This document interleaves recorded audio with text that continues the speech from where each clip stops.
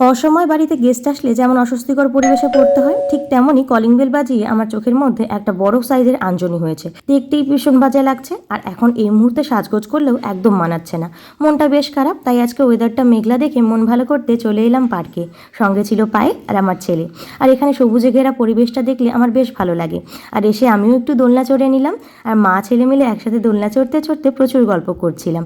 আর তারপরে তোমাদেরকে একটা জিনিস দেখাবো। এই দেখো, এই ছোট্ট আম গাছটার মধ্যে কতগুলো আম হয়েছে, ছোট্ট ছোট্ট, দেখতে কিন্তু সুন্দর লাগছে বলো। আর তার পাশে ছিল একটা বড় সাইজের আমের গাছ, আর এই গাছে কিন্তু আরো অনেকগুলো থোকা থোকা আম হয়েছে। দেখে তো আমাদের বেশ মজা লাগলো। আর তারপরে আমরা চলে গেছিলাম ওই জল ফোয়ারার ওখানে। এত সুন্দর হাওয়া দিচ্ছিল, ওখানটা হাঁটতে কিন্তু বেশ মজা লাগছিল।